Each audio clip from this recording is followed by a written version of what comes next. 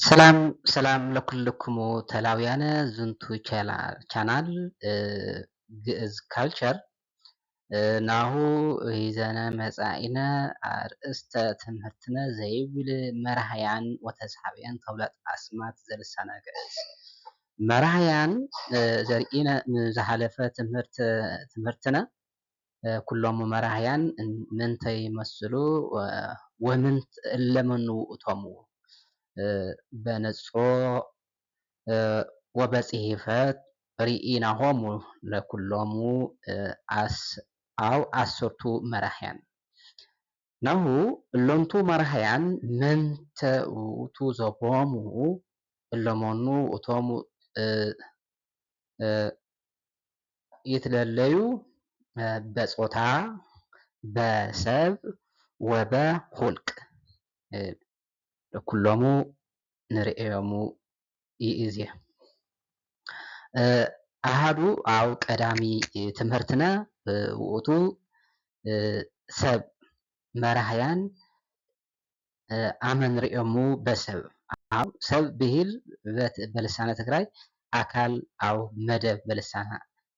አማርኛ በልሳነ እንግልጣር ይትበሃል ፐርሰናል ፕሮናውን ፈርስት ፐርሰን ሰከንድ ፐርሰን ሰርድ ፐርሰን ከመይ ይትበሃል በልሳነ ግዕዝ ውእቱ ከማሁ ይትነገር ቀዳማይ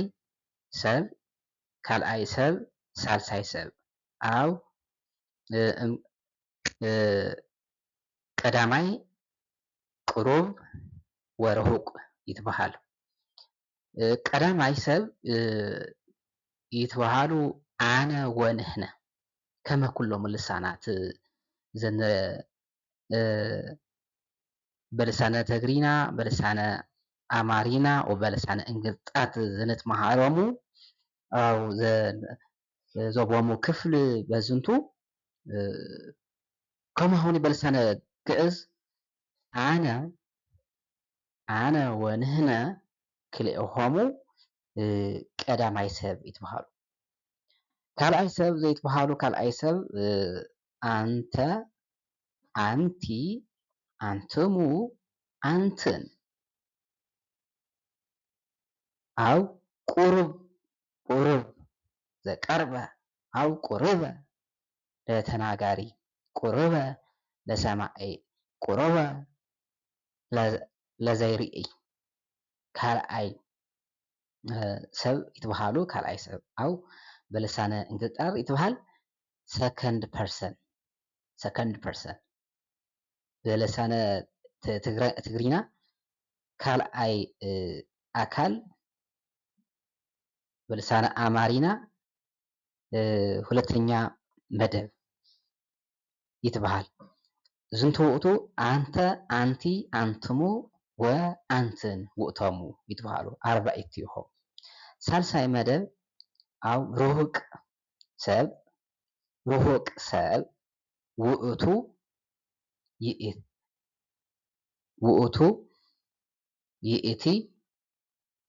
ውእቱ ይእቲ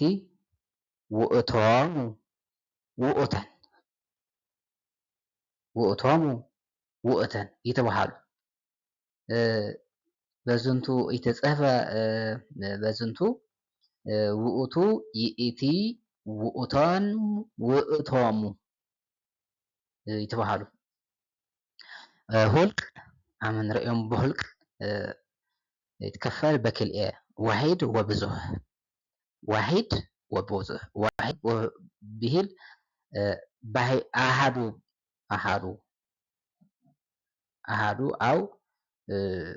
بلسانة عرب بلسانة ግዕዝ الريا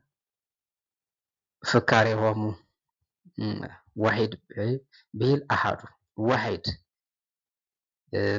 በልሳነ ትግሪና ነፀላ ወይ ድማ ሓደ ኣብ ሓደ ዝበሃል ዝምደቡ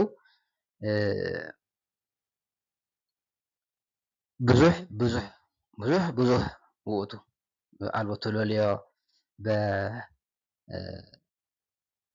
ኣመ ንፀውዖ ኣው ኣመ ንፀርሖ ለዝንቱ ቃል በልሳነ ትግርኛ ወለ ልሳነ ኣማርኛ ልሳነ ግዕዝ ሁልቅ ዋሒድ ኣነ አንተ አንቲ ውእቱ ይእቲ አምስቲሆሙ ዋሒድ ይትከፈሉ በዋሒድ አው ይትፀውዑ በዋሒድ ብዙሕ አው ብዙሓን ዘይትከፈሉ አው ዘይትፀውዑ በብዙሓን ንሕና አንትሙ አንትን ውእቶን ውእቶሙ አምስቲሆሙ ኸወረ ከመ ዘሪእናኸሙ እምዝሓለፈ መራሕያን ዓሰርቱ ውእቶም በዝንቱ ዓሰርቱ ውእቶም በፆታ ኣመ ንሪኦ በፆታ ተባዒት ኣንስት ህውራ ኣው ዘእይትለለይ ኣመ ይትናገር እንስትኑ ተባዒትኑ ዘእይትለለይ በፀሪሆት በፂሂፎት ኣመ ይብሎ በቃሉ ኣው ኣመ ይብሎ በሰብ ለእመ ሪእናሁ ዝንቱ ንልየልዮ እንስት ኣው ተባዒት ውእቱ ለእመ ኢና ይረከብናሁ ኣው ለእመ ንሪኦ ለዝንቱ ተናጋሪ ይንኣምሮ ምንተ ዘኮነ በፂሂፎ ይንለልዮ በፂሂፎት ይንኣምሮ ኣነ ወንህነ ህቡር ፆታ ኣው ኩሎሙ ፆታ ይብሉ ኣነ ወኩሎሙ ይብሉ ንሕና ለእመ ኮና ክልኤ ኣንስት ይብላ ንሕና ለእመ ኮኑ ክልኤ ለእመ ክእሎም ተባዒት ኣው እደው ይብሉ ንሕና ተባዒት ቢል እዱ ኣንስት ተባዕታይ እዱ ኣንስት ይትበሃል ንሕነ ይብሉ ንሕና ለእመ ኮነት ኣሃቲ ወለት ትብል ኣነ ለእመ ኮነ ኣሃዱ ገብር ኣው ኣሃዱ እደው ይብል ኣነ ኣልወቱ ለልዮ በዝንቱ ነገር ኣነ ወንህነ ኸወረ ኣው ኣልዎ ለልዮ ፆታ በዝንቱ ክልኤ መራሕያን ተባዒት አንተ አንትሙ ውእቱ ውእቶሙ ይትከፈሉ ኣው ይትፀውዑ በተባዒት ፆታ ኣንስት በኣንስት አንቲ አንትን ይእቲ ውእቶን ይትበሃሉ እንስት ኣው ይትበሃለ ኣንስት አንቲ ለእመ ንብል አንቲ እንስት ይእቲ ለእመ ንብል አንትን ብዙሓን ኣንስት ለእመ ንብል ይእቲ ኣሃቲ ውእቶን ብዙሓን ኣንስት ውእቶን በዝንቱ ይትከፈሉ ኣው በነፅሮት በዝንቱ ዘኢተፀፈ በሳልሳይ ሰብ ውእቶሙ ወውእተን ይተፅፈ በዝንቱ ይትከፈሉ በሳልሳይ ሰብ ንወርሃልከ ዘካልእ ኣርእስተ ትምህርትና ተሰሓቢ ተውላጠ ኣስማት ኣው በልሳነ እንግሊዝ ይትበሃል ኦብጀክቲቭ ፕሮናውንስ ተሰሓቢ ተውላጠ ኣስማት ኣነ ለእመ ኮነ ኣነ ይብል በተሰሓቢ ተውላጠ ኣስማት ኪያየ ንዓየ ለኔ እንደሚባለው በልሳነ አማሪና ለኔ፣ ንሕና ኪያነ ንዓና፣ ንዓና ለኛ፣ አንተ ኪያከ ንዓኻ፣ አንተ ኪያከ ንዓኻ ለራስ፣ ለራስ፣ አንቲ ኪያኪ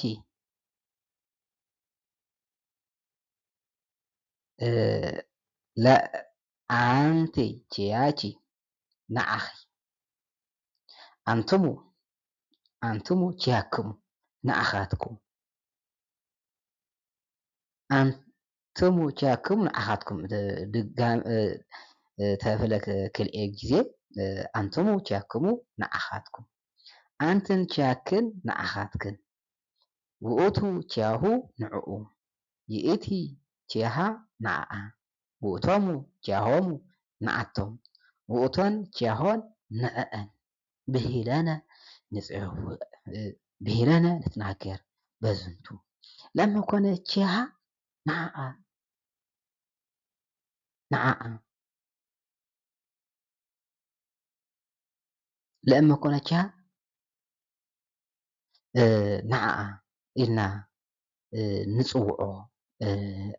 በቲ ክፍለ በቲ ክንስሙ በልሳነ ትግራይ ተውላጠ ስም ብሂል ክንድስም፣ ክንድስም ብሂል ውእቱ ለእመ ተነግረነ ኪያሆን ምንተ ውእቱ መራሂው ለዝንቱ ኪያሆን፣ መራሂው ለዝንቱ ቃል ኪያሆን ውእቶን፣ ኪያሆሙ ውእቶሙ፣ ኪያሃ ይእቲ፣ ኪያሁ ውእቱ፣ ኪያክን ውእቶን፣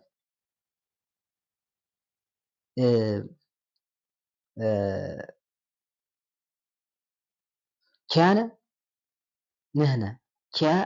ኪያየ አነ፣ ኪያኪ አንቲ፣ ኪያከ አንተ ብሂለነ ንትናገር በዝንቱ አርእስተ ትምህርትና። ለነጽሮት በድሉ አመነት ነገር አው አመነት ንጽሕፍ ከመዝንቱ ምሳሌ ንሪኦ እዩ። እስየብሖ ኪያየ ዘፈጠረ፣ እስየብሖ ኪያየ ዘፈጠረ፣ ንዓይ ዝፈጠረ እስየብሖ ከመስግኖ፣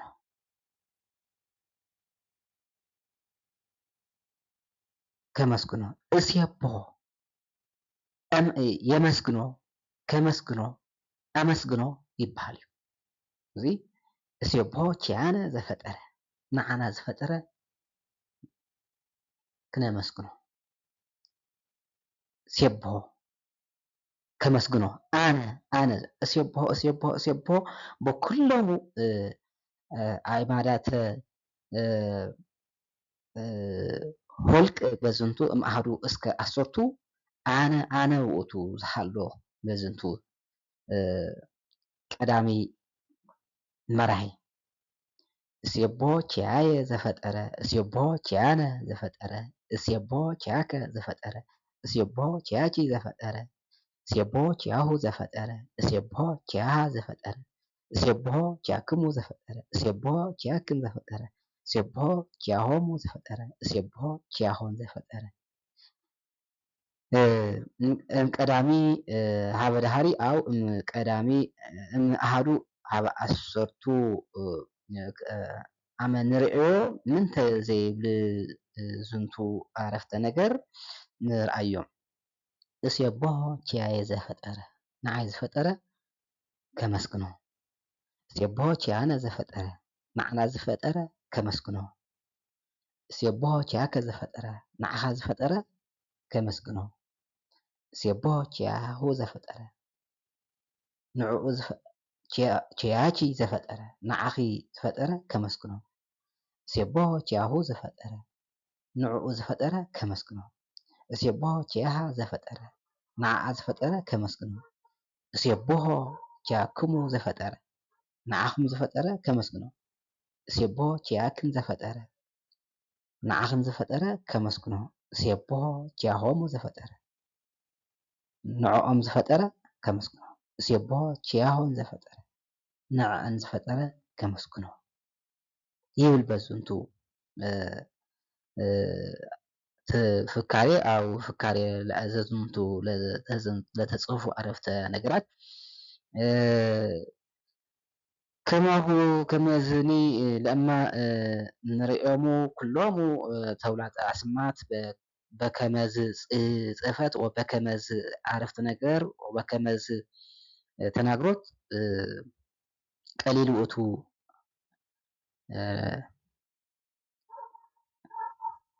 በድሉ ዘነአምሮ